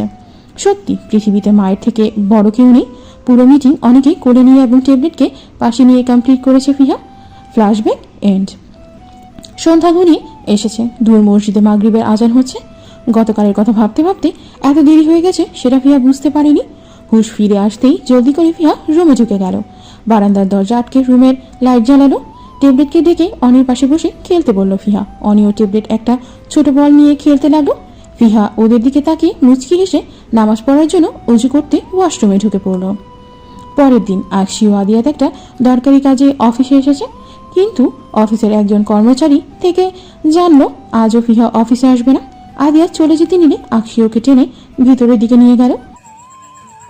টেনে এখানে নিয়ে এলি কেন? আমরা এখানে কেন এসেছি তুই ভুলে গেছিস? কাজ না করে চলে যাব। কিন্তু ফিহা তো নেই। ফিহা না থাকাতে সুবিধা হয়েছে। এখন আমরা অনায়াসে কেবিনে গিয়ে আমাদের কাঙ্ক্ষিত জিনিস পেয়ে যাব। ফিহা থাকলে কেবিনে ঢুকতে সুবিধা হতো। এখন কেবিনে ঢুকতে তোর চোর সন্দেহ করে গণধোলায় ফিরিতে পেয়ে যাবি। আগেরবার দাঁড়ানো ধাওয়ার কথা এত তাড়াতাড়ি ভুলে গেলি? চুপ কর, একটু ভাবতে দে। নিজের চুলগুলো হালকা ঝাড়া দিতে দিতে ভাবতে লাগলো আকশি। এবার ভাবছেন তো কি এমন দরকারি কাজ পড়লো ওদের। দরকারি কাজটা হলো রিয়ানা সেদিন ঘুমের ওষুধ মিশ্রিত ফিরাটা যা দোলনার নিচে ফেলেছিল সেটা আদিয়াত দেখে ফেলেছিল। তবে ফিরার দেখেনি। রিয়ানা যে কিছু একটা পা দিয়ে ছেড়ে ভেতরে ঢুকিয়েছে সেটা দেখেছে। কিন্তু কি, সেই রহস্যের সমাধান করতে আজ এখানে এসেছে। তবে মিটিংয়ের চিন্তায় আদিয়াত ব্যাপারটা ভুলে গিয়েছিল। রাতে আকশিকে কথাটা বলতেই আকশি ব্যাপারটা নিয়ে খুব সিরিয়াস হয়ে যায়। তাই সকাল সকাল অফিসে চলে এসেছে। পেয়ে গেছে। কি পেয়েছিস? আমরা এখন আব্দুল চাচাকে গিয়ে বলবো গত পরশু আমরা ফিহার কেবিনে ভুলে আমাদের ফাইল রেখে চলে গেছে, তাই এখন আমাদের ফাইলটা নিতে হবে। আইডিয়াটা মন্দ নয়, চলে কোনো রকম আর কি, তবে বেশি ভালো নয়। ঘুষি মেরে তোর মুখের আদর বদলে দিব। ফ্যাসলিন না করে জলদি চল। রিয়ানা নিশ্চয় অনেক ক্ষতি করতে এসেছে। মেয়েটা একটু ভালো নয়। রিয়ানাকে আমি হারে হারে চিনি। নিজের স্বার্থের জন্য অন্যের ক্ষতি করতে এক ফোঁটা বুক কাঁপবে না, হোক সে বড় মানুষ কিংবা বাচ্চা। এখানে দাঁড়িয়ে মহান ব্যক্তিদের বড় বড় ভাষণ না দিয়ে ভেতরে চল। দুই বন্ধু একসাথে আব্দুল আজিজ সাহেবের কেবিনের সামনে গিয়ে দাঁড়ালো। আসতে পারি মিস্টার আব্দুল আজিজ? আরে মিস্টার পাটোয়ারি, আসুন আসুন। হঠাৎ কি মনে করে? আরে দাঁড়িয়ে কেন, বসুন। গত পরশু যখন আমরা সবাই মিলে কোম্পানির ওনারের কেবিনে গিয়েছিলাম, তখন আমরা ভুলে আমাদের জরুরি একটা ফাইল রেখে গেছি। সেটা এখন আমাদের অনেক প্রয়োজন। ওহ, এই ব্যাপার। আপনারা বসুন। কোথায় আছে বলুন আমাকে, আমি সিকিউরিটি পাঠিয়ে দিয়ে আসতে বলছি। না, কি হয়েছে মিস্টার পাটোয়ারি? এই গাধা, এত জোরে চিৎকার দিলি কেন? প্রেমে পড়ে কি বুদ্ধি সব লোপ পেয়েছে? সরি মিস্টার আব্দুল, আসলে আমরা ফাইলটা কোথাও রেখেছি সেটা ভুলে গেছি। সিকিউরিটি খুঁজে পাবে না, তাই আমরা ভাই এত জোরে চিৎকার দিল। ঠিক আছে, তাহলে আপনারা যান। আপনি চাইলে আমাদের সাথে আসতে পারেন, যদি আপনার আমার কথা বিশ্বাস না হয়। না না, ঠিক আছে, আমি আপনাদের বিশ্বাস করে যেতে দিয়েছি।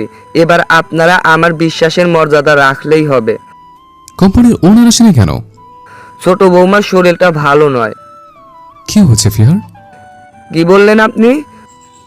কোথায় কিছু বলি তো? ভাই জিজ্ঞেস করলো আপনাদের ওনারের কি হয়েছে। বৌমার প্রচন্ড মাথা ব্যথার কারণে আজ অফিসে আসবে না। আমরা তাহলে আসি, অনেক কাজ বাকি আছে আমাদের। আদিয়াত কথাটা আকশির দিকে তাকিয়ে দাঁতে দাঁত চেপে বলল। আরেকটি হলে ধরা পড়ে যেত। এই আকশি মাঝে মাঝে কোথায় কি বলতে হয় সেটা ভুলে যায়। সবসময় এমন পরিস্থিতির সৃষ্টি করে, আর সবকিছু আদিয়াতের সামলাতে হয়। রুমের বাইরে এসে আদিয়াত চোখ দুটো ছোট ছোট করে আকশির দিকে রেগে তাকালো। তোর কমন সেন্স কি? প্রেমে পড়ার উড়াল দিয়ে তোকে ছেড়ে চলে গেছে? তুই কি বলে ফেলেছিস তোর ধারণা আছে? ভাগ্যিস চাচা ভালো করে শুনতে পাইনি, নয়তো আজ কপালে শনি ছিল। ফিহা অসুস্থ, এই খবরটা শুনে আমি চুপ থাকবো? আমার যে কি টেনশন হচ্ছে। চুপ থাকবি কেন?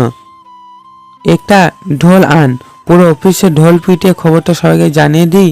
আয়, তোর নির্বুদ্ধ কর্মকাণ্ড দেখলে মাথা গরম হয়ে যাচ্ছে। তোর পাল্লায় পড়ে এবার যে মিথ্যা কথা বলছি, সারা জীবন মনে হয় না এ তো মিথ্যা কথা আমার বলা হয়নি। আহারে, তুই তো সাধু মানুষ, একটা মিথ্যা কথাও বলিস না।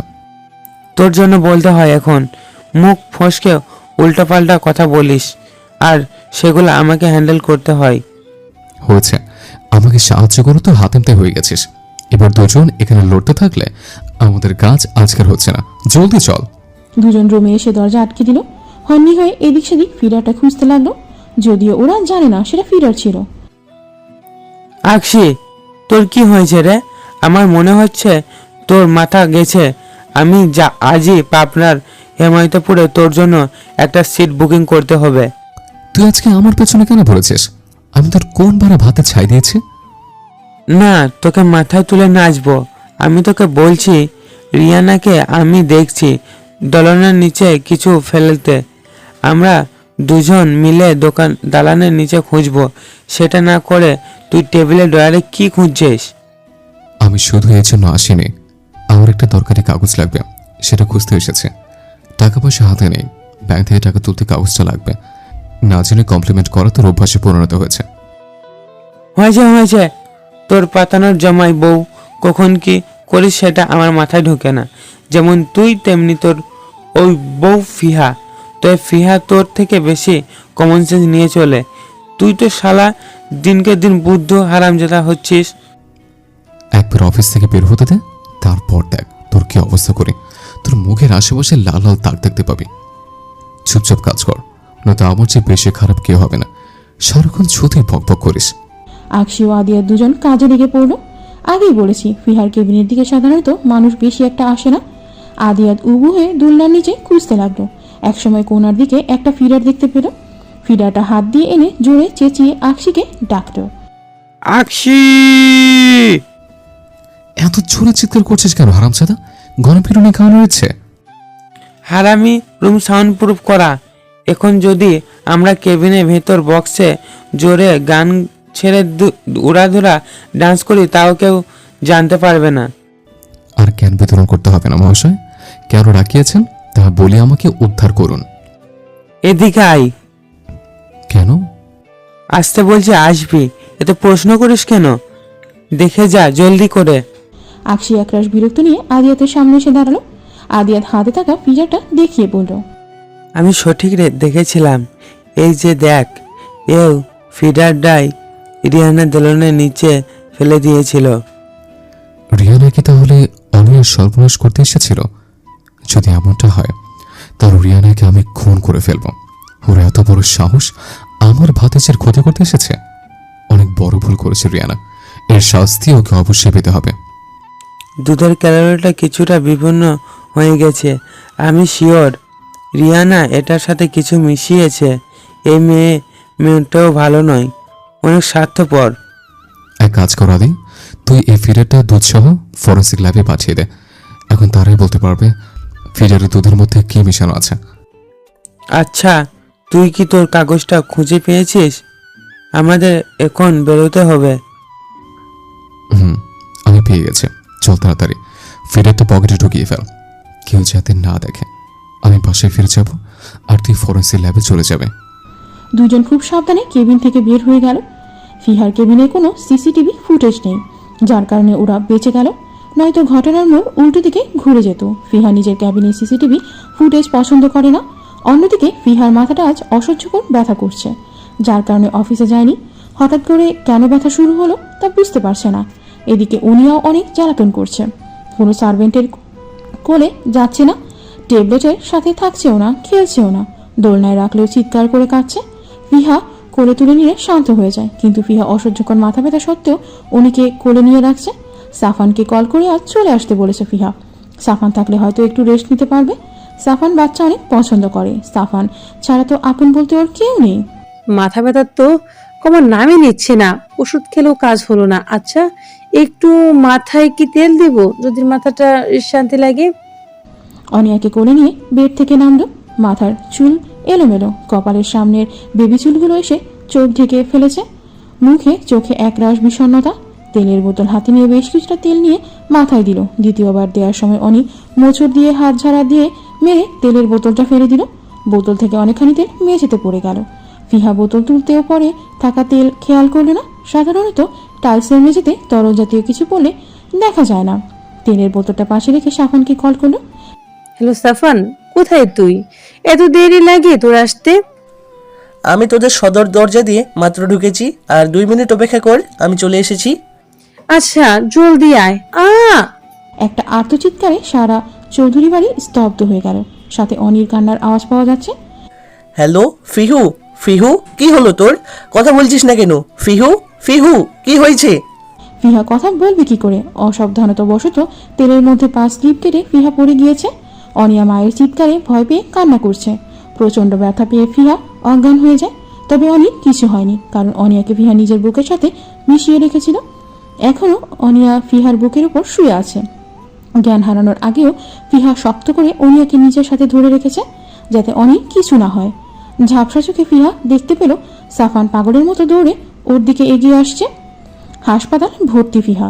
ওর কেবিনের বাইরে দাঁড়িয়ে আছে আনিস চৌধুরী, সাফান, আব্দুল আজিজ সাহেব। সাফানের কোলে অনিয়া।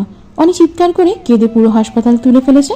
কেউ শান্ত করতে পারছে না। টেবিলের দরজার একপাশে ঘাপটি মেরে চুপ করে বসে আছে। তার মনটাও খারাপ। সাফান অনিকে সামলাতে গিয়ে হিমশিম খাচ্ছে, কিছুতেই কান্না থামাতে পারছে না। কান্না করতে করতে অনি গলার স্বর দাবিয়ে ফেলেছে, যেটাকে আমরা আঞ্চলিক ভাষায় গলা ভেঙে যাওয়া বলি। অনি সকাল থেকে এক চুমুকও দুধও মুখে দেয়নি। সবাই এখন অপেক্ষা করছে ফিহার ঘুম ভাঙার। ফিহা কোমরে বেশ চোট পেয়েছে। আল্লাহ রহমত করেছে বলে মাথায় আঘাত পায়নি। ডক্টর ঘুমের ইঞ্জেকশন দিয়ে ঘুম পাড়িয়ে রেখেছে। শরীর অনেক দুর্বল ফিহার। স্যালাইন দেওয়া হচ্ছে, হাতে স্লাইন চলছে। মুখটা শুকিয়ে এতটুকু হয়ে আছে। সবাই খেয়াল রাখতে গিয়ে বেচারি ফিয়া নিজের খেয়াল রাখতে পারে না। আকশির কানে আদিয়াত ফিহার অসুস্থতার খবর দিতেই গাড়ি নিয়ে বের হয়ে গেছে। অতটা তাড়াহুড়ো করে এসেছে যে আদিয়াতকে ফেলেই চলে এসেছে। টেনশনে পাগল হওয়ার জোগাড় সে। নিজের ছদ্মবেশ না নিয়েই চলে এসেছে। রিসিপশন থেকে কেবিন নং জেনে ছুটে চলে এলো। দৌড়ে হাঁপাতে হাঁপাতে আনিস চৌধুরীর সামনে এসে থামলো। বাবা, ফিহা কেমন আছে? ওর কিছু হয়নি তো? ওর অবস্থা কিরকম? ফিহা ঠিক আছে? আকশিকে দেখে আনিস চৌধুরীও আব্দুল আজিজ সাহেব চোখ ডলতে লাগলো। তারা দুজন ভূত দেখার মতো করে চমকে উঠেছে। তাদের মনে হচ্ছে তারা ভুল দেখছে। নিজের গায়ে চিমটিও কাটলো। যখন ব্যথা পেল তখন নিজের চোখকে বিশ্বাস করলো তারা। কথা বলছো না কেন? ফিহা ভালো আছে তো? আমার ফিহার কিচ্ছু হতে পারে না। আজকি বাবা আমার। আনিস চৌধুরী প্রায় দৌড়ে আকশিকে জড়িয়ে ধরলো। কত মাস পর নিজের ছেলেকে দেখেছে। চোখের পানি পড়ছে অনবরত। আকশিও তার বাবাকে জড়িয়ে ধরে কান্না করছে। সাফানের মাথার উপর দিয়ে সব গেছে। বাপ বেটাকে এভাবে দেখে আব্দুল সাহেবের চোখের পানি ভরে গেছে। বর্তমানে আনিস সাহেব এত খুশিতে কি বলবে, তার বাসা হারিয়ে ফেলেছে। বাবা, আমি তো ওদের অনেক মিস করেছি। কেমন আছো তুমি? আমি ভেবেছি তুই মারা গিয়েছিস। আমি পুরো নিঃস্ব হয়ে গেছিলাম তোদের হারিয়ে। কিন্তু ছোট বৌমা বলেছিল তুই একদিন ফিরে আসবি। ওর কথাই ঠিক হলো। আমাদের সবার চিন্তা করতে করতে নিজের শরীরের কি হাল করেছে দেখো। আজ ওর কিছু হলে আমি নিজেকে ক্ষমা করতে পারতাম না। তোকে তো ছোট বৌমার ব্যাপারে বলাই হয়নি। আসলে তোরা না থাকায়। আমি সব জানি বাবা। আমি তোমাদের সব খোঁজ খবর রেখেছি। আমি আর ফিয়াকে এবার সত্যি তোমার ছোট বৌমা বানাতে চাই। আমি ফিহাকে ভালোবাসি। আকশির কথা শুনে সাফান, আনিস চৌধুরী, আব্দুল সাহেব অবাক চোখে চাকিয়ে রইল। কেবিনের সামনে গিয়ে দরজা দাঁড়িয়ে ফিহাকে এক নজর দেখলো আকসি। তারপর সাফানের সামনে গিয়ে দাঁড়ালো। অনিকে সাফানের কোল থেকে নিল। অনি আকসির কোলে গিয়ে চুপ হয়ে গেল। যাক বাবা, সারাদিন এত কিছু করেও বজ্জাত মেয়ের কান্না থামাতে পারলাম না। আর এই ছেলেটা কোলে নিতেই সব ঠান্ডা। চাচার কথায় যতটুকু বুঝলাম, ছেলেটা আকাশ চৌধুরী, মানে ফিহার পাতানো স্বামী। এই ছেলেটা কে বাবা? ওর নাম সাফান, বৌমার বেস্ট ফ্রেন্ড। আকসি সাফানের দিকে হাত বাড়িয়ে দিয়ে বলল, আমি আকাশী চৌধুরী। আমি সাফান হাসান।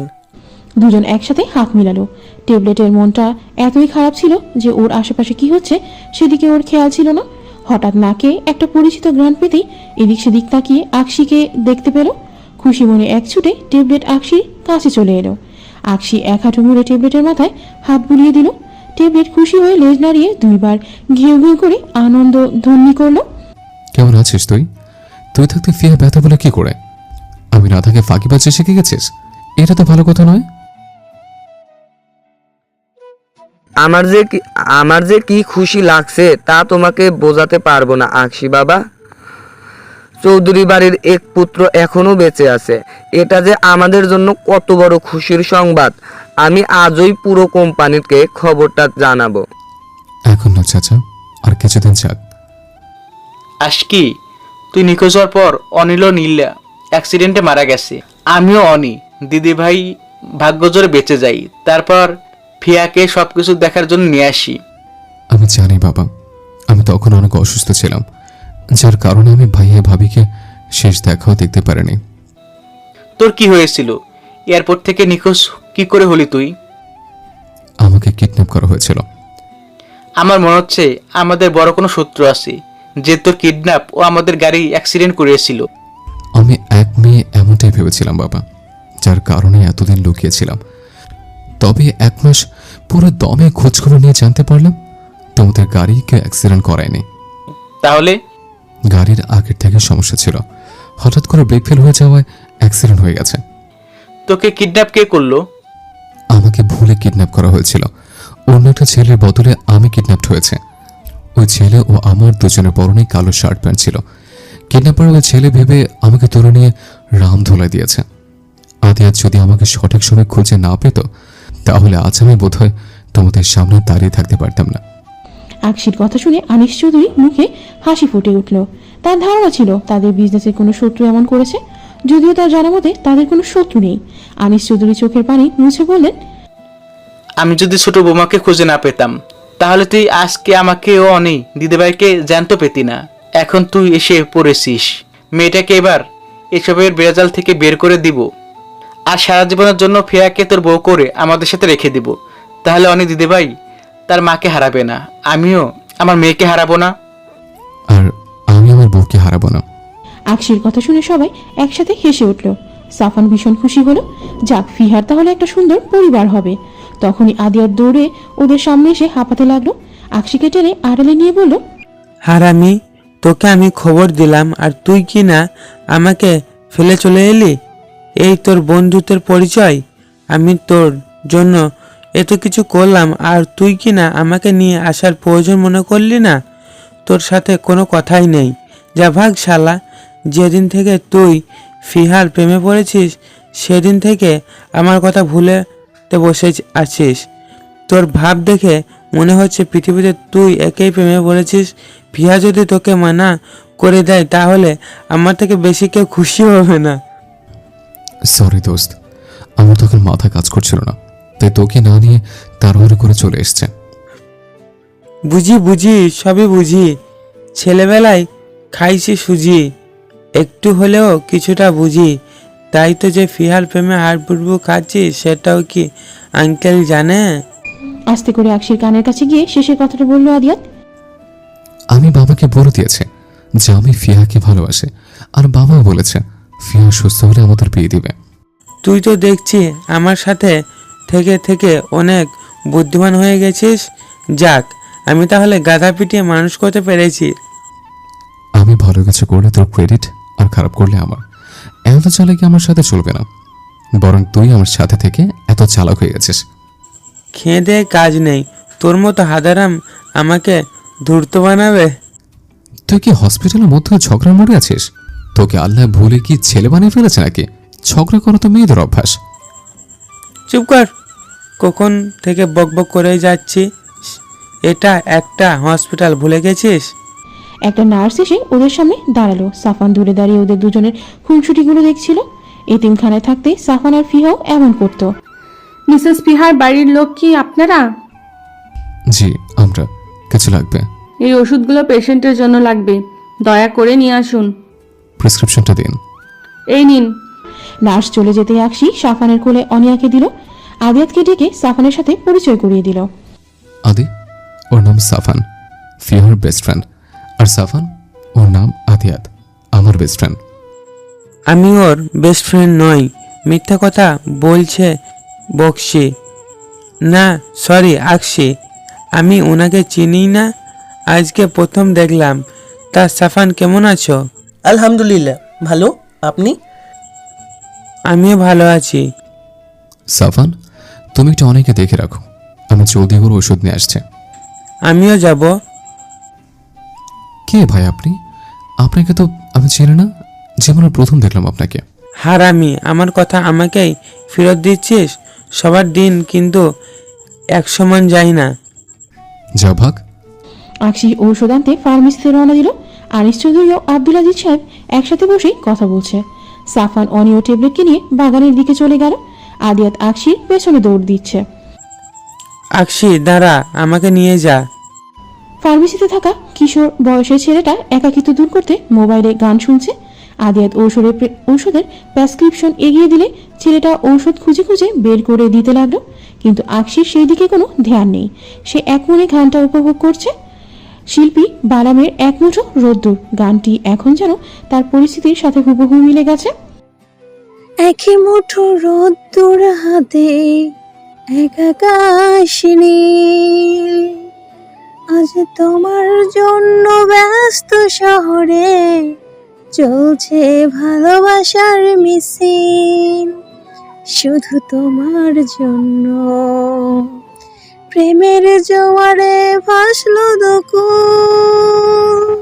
একে মুঠো রোদ্দুর হাতে এক আকাশ নীল, আজ তোমার জন্য ব্যস্ত শহরে চলছে ভালোবাসার মিছিল। রাতের আকাশ জাগে তারার চাদরে, বৃষ্টি ভেজা বাতাস বহে রাতের আদরে, পাহাড়ে পাহাড়ে ফুটলো বনফুল, শুধু তোমার জন্য প্রেমের জোয়ারে ভাসলো দুকুল।